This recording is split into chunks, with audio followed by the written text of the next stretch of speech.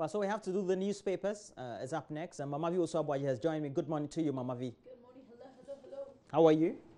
I'm alive. Okay, great. Thank God. Can you do the daily graphic sure for me? I can. The Daily Graphic newspaper. Straight away into the papers. We'll do the online review afterwards.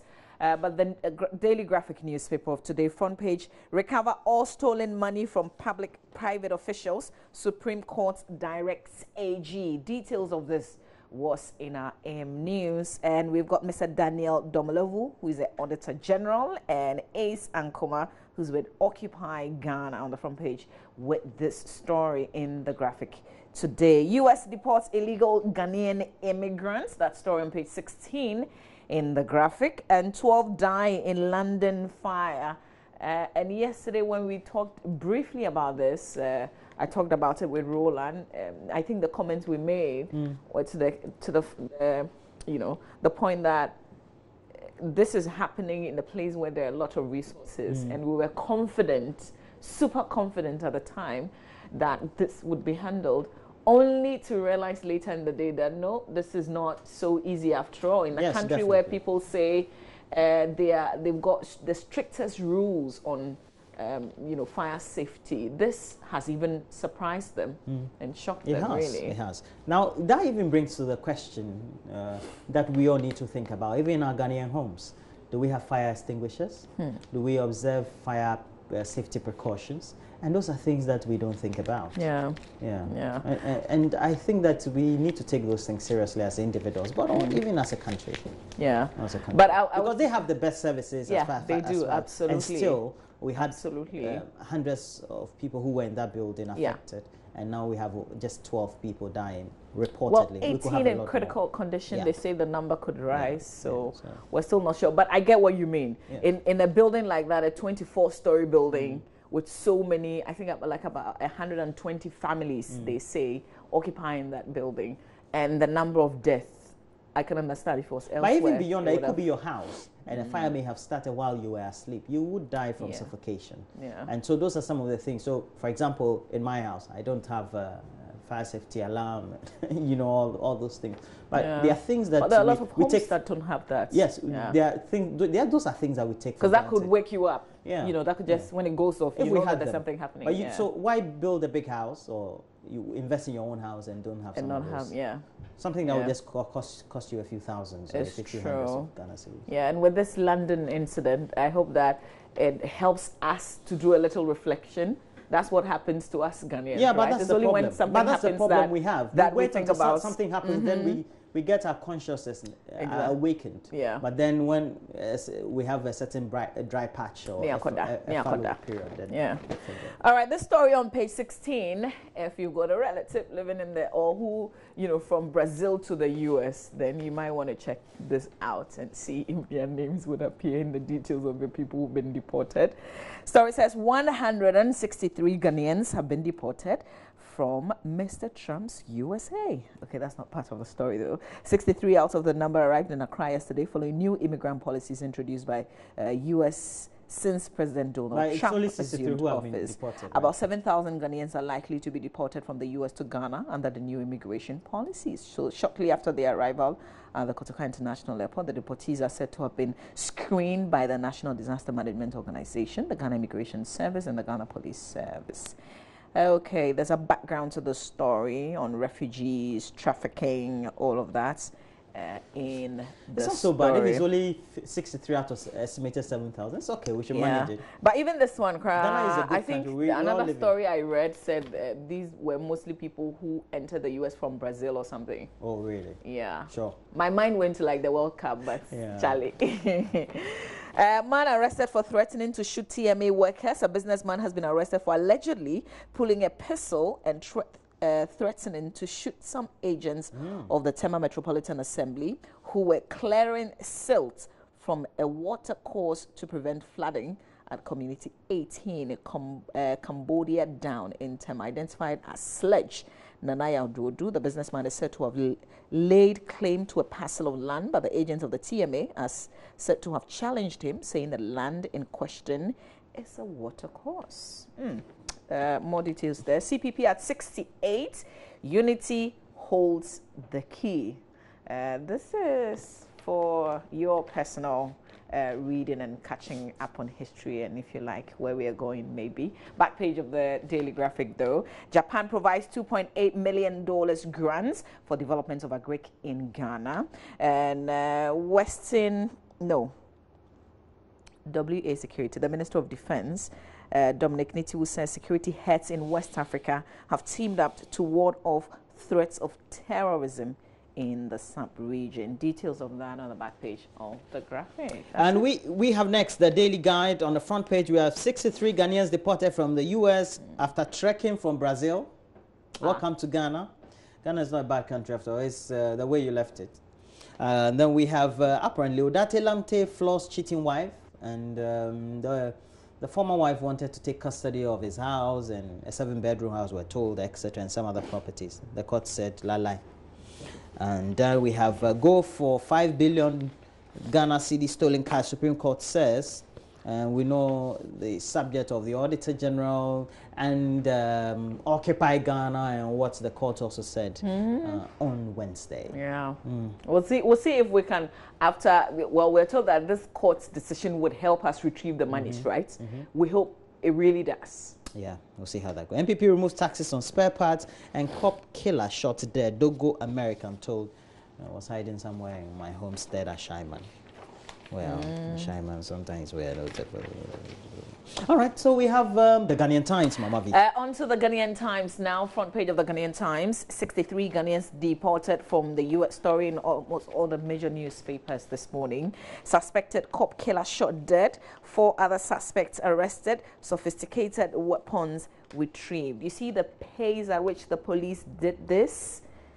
We've observed, I mean, some of us, and I guess I speak for quite a good number of people, that when it's a police involved in something like this, the pace at which we get people arrested, you know, the action is so swift. We would appeal to the police service to extend this to all other persons, including persons who are suspected to be armed robbers, people that people speak badly of, because, you know, every crime is a crime. We've told people not to color it politically, but let's also not color it socially.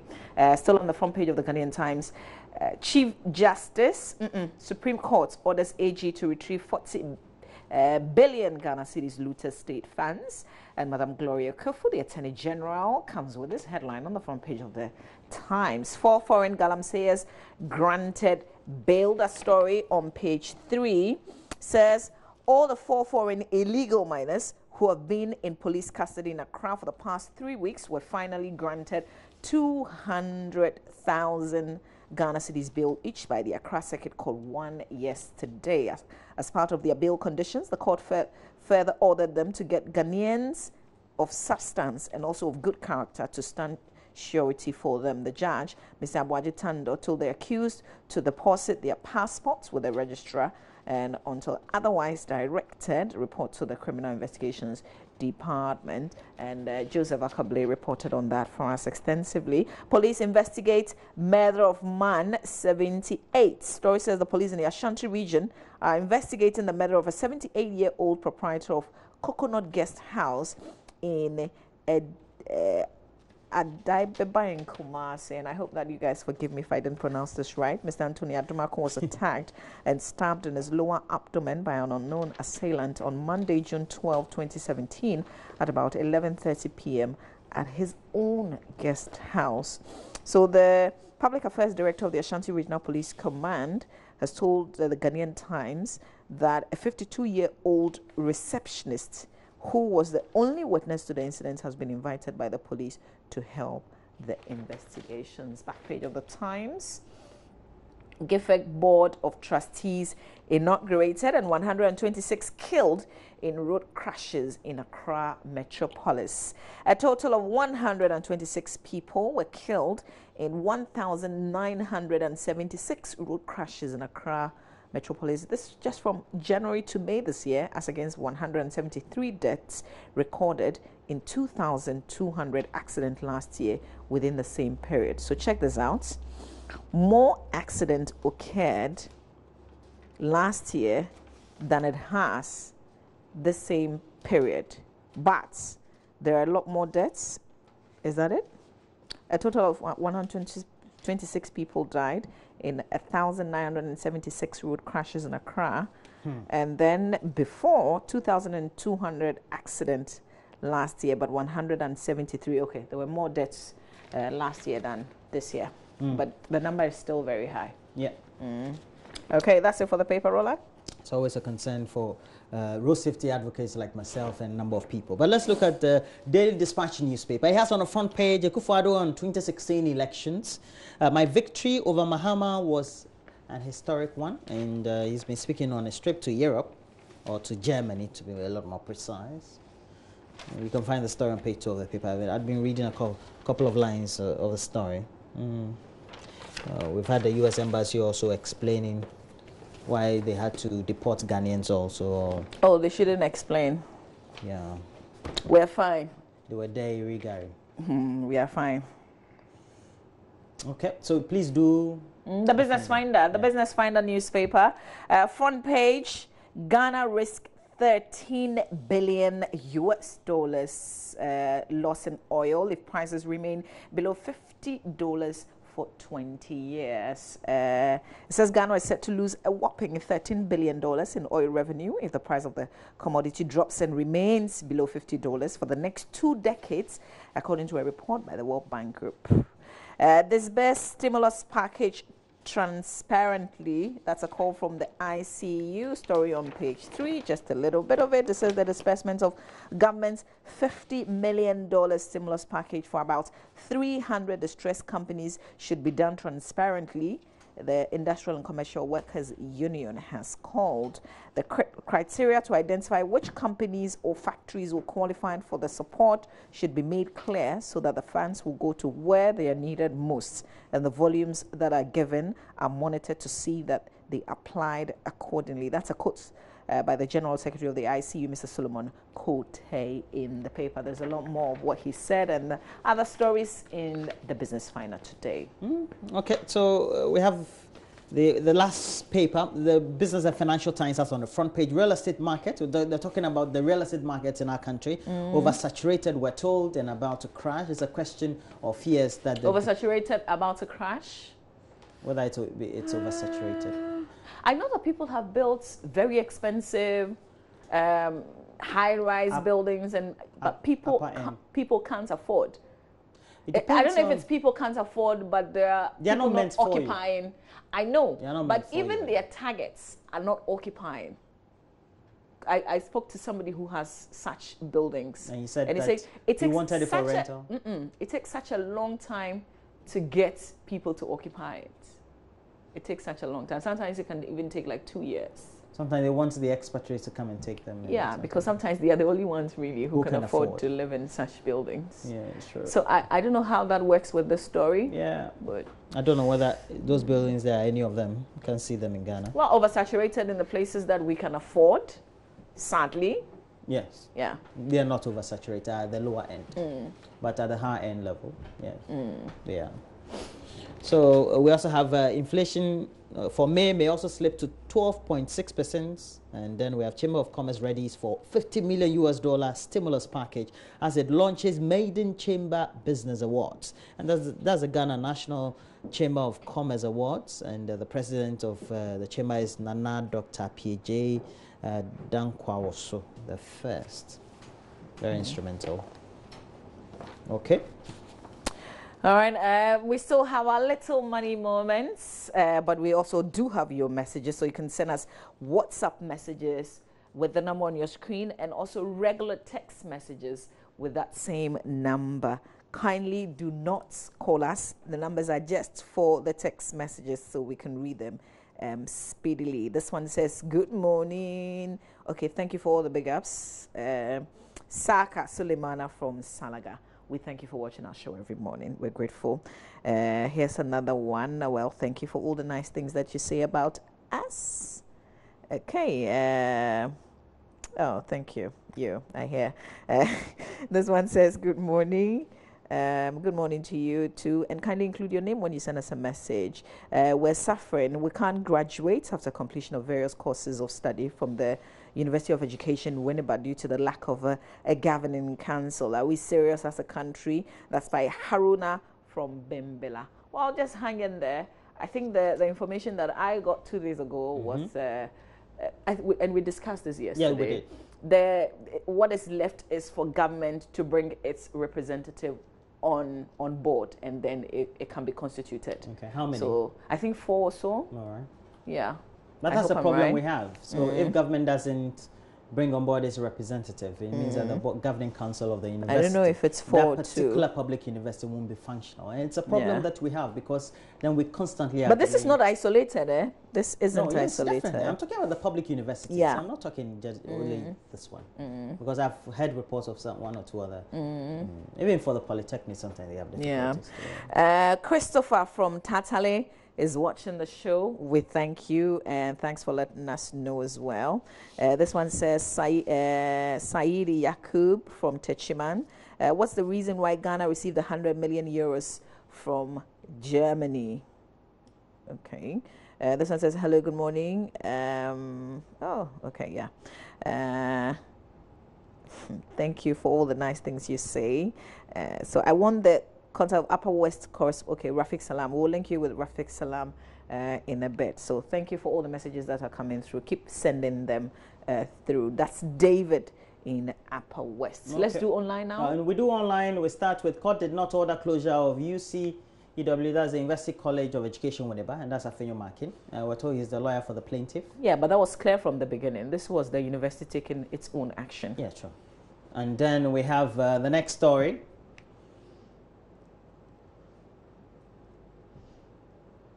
Land dispute stalls KJTR Market project, and apparently contractors working on the KJTR redevelopment project in Kumasi say they are likely to meet the 30-month completion schedule due to various challenges, key among them ongoing litigation over land, etc. Well, if you want they the should project, just let the Otumfo help them. Yeah.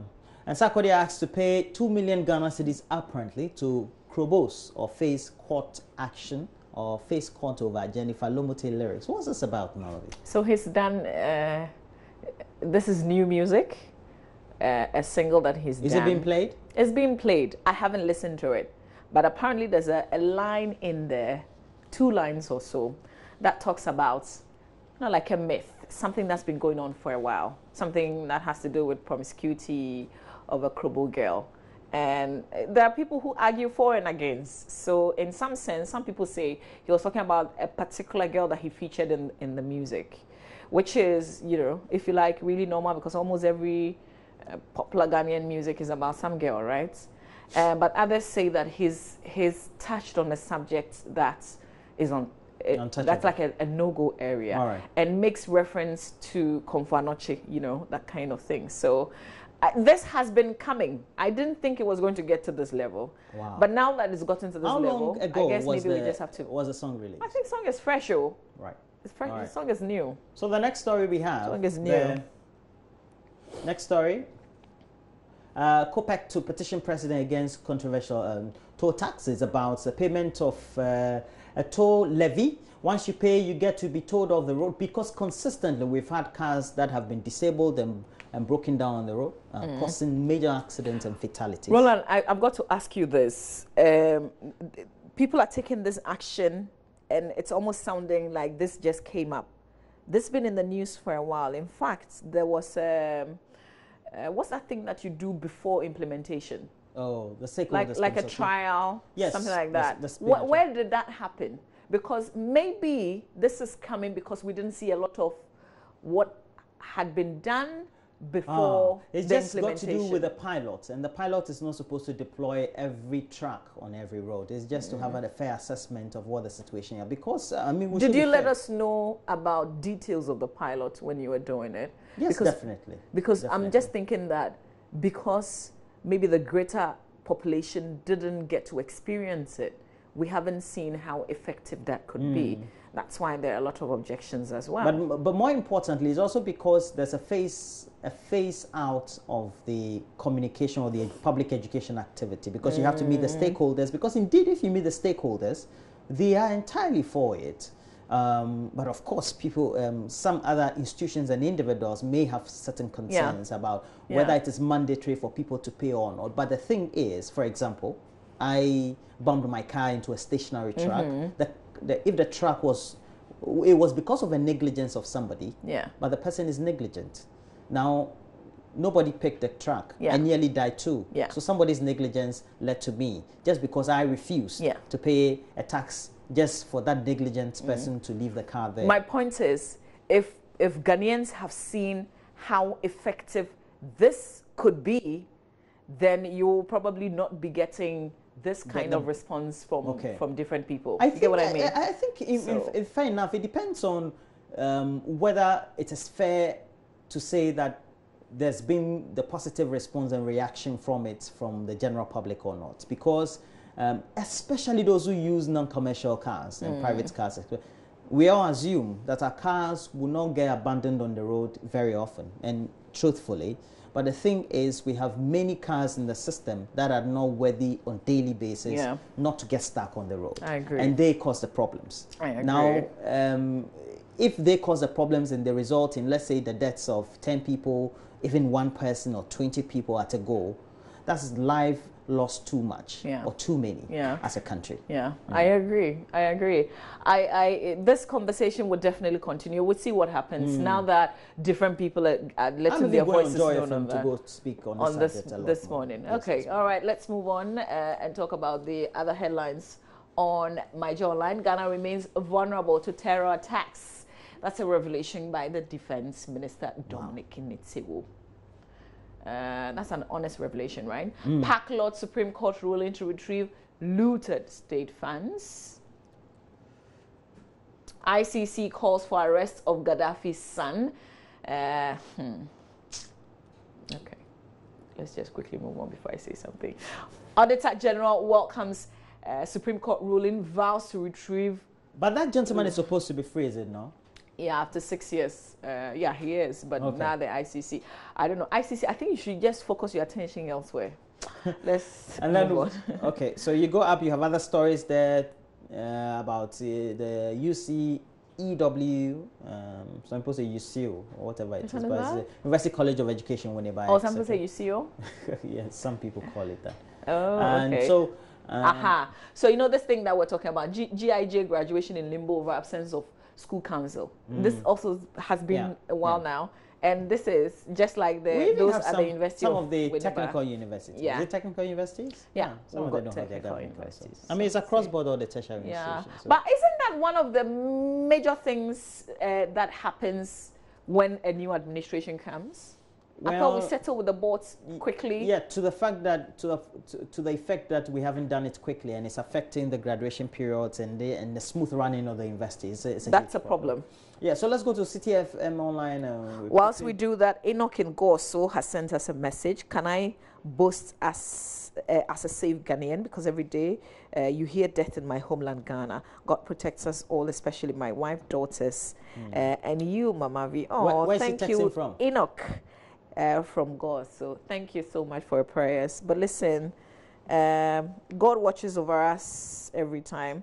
And our country is not so bad. I mean, our security service is not so bad. So, you know, don't think about it to be the best. We've got a fire incident in which we're going to have 45 tenders like we had in the UK. And Roland, you know the interagency briefing? That thing, Charlie, I did feel them when there's fire, there's ambulance, there's the department of whatever, there's the council, and everybody's lined up and they introduce. My name is Mama V from the, you know, blah, blah, blah. And then they give the accounts, and then Roland comes and he gives an account, Charlie. That is what we're looking for from our own agencies. Not police waiter, they won't tell us anything, nothing. You watch too much foreign media. No, this one is real. This is what happened in the London incident. I know. I watched it They call it the interagency briefing. I know. I'm not oblivious of that fact. But let's quickly go through CTFM. IGP, there's DSP Basintali to sue over 1.3 million Ghana cedis. We have no need for fear and panic over security. And Savalugu MC assumes office amid heavy security. And the knee-jerk reactions to Doomsaw could cost Ghana $700 million. We still haven't solved our problems. How we? We'll see. We're told that it's a problem of financing. So anyway, so let's go to the BBC website, the Africa page of the BBC. Okay, it says deadly attack on Mogadishu restaurant, and we know that the Muslims are fasting. It's a time of Ramadan.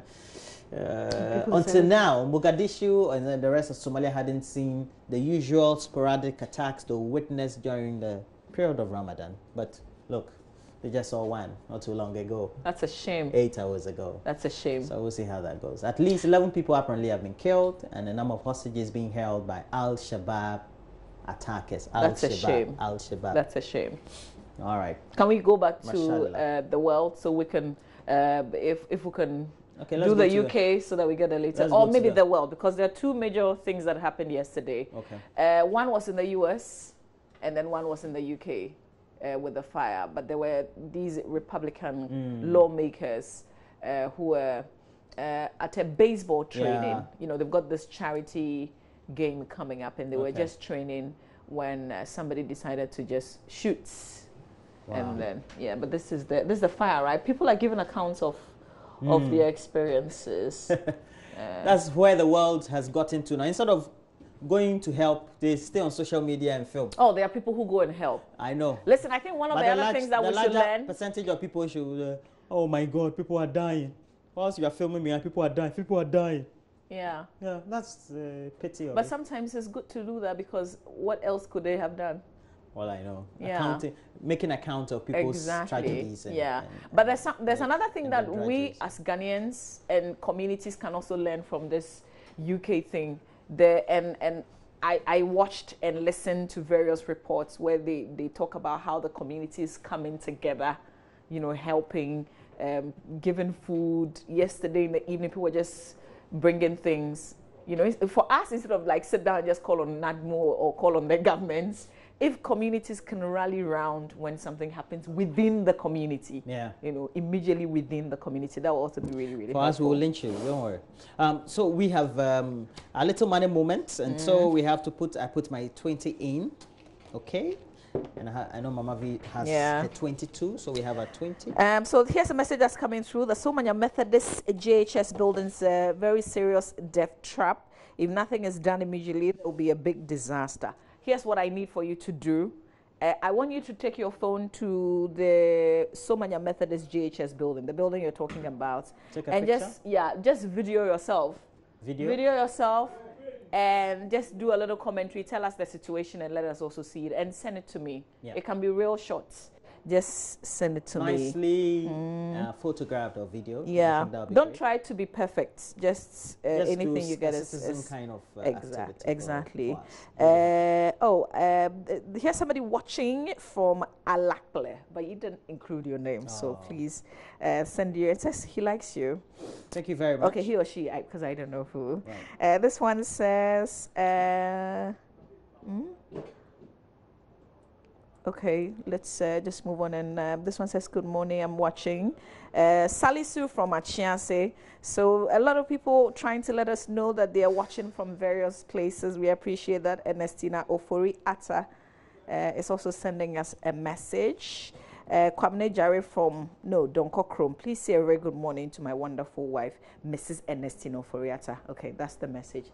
Thanks a lot. Just one more, and then we just run off and make way for Benedict's. Okay, this one says a friend of mine wrote DVLA exams for 3 times, and according to, please don't call, and according to the exams officer, he has failed. I advised him to put something in a white envelope for the exams officer, and lo and behold, he passed. That from Salasi Kyra. This is coming at the back of what I said yesterday, that you can actually go through a process at the DVLA without giving anybody anything. It probably means you spend a lot more time. But yesterday, people sent messages, and I was reading, people disputing what I said. That's why this one has come through. Because somebody failed the exam. The advice was put something in an envelope. Lo and behold, he did, and then he passed. So they are with you. I think you won this one. Well, yeah, don't worry. Anyway. We've got our men's conversation coming up this morning. It's a healthy Thursday. What time is it? We started, that's at 8. That's right after AM Talk. We started this 2 weeks ago, but you know, there was a major incident last week, so we couldn't continue this. So I am off to our doctor. And we're talking about another subject that's so dear to the hearts of men. Remember, there's Father's Day coming up just on Sunday. So this is another men's conversation. We'll continue from where we left off the last time. You know, we're talking about infertility, men who are not really, what's the term? Fertile or potent. Exactly. And there were lots of things that came into the conversation.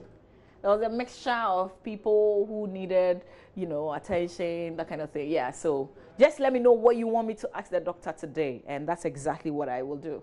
We'll see how that goes. And that conversation will come up from 8.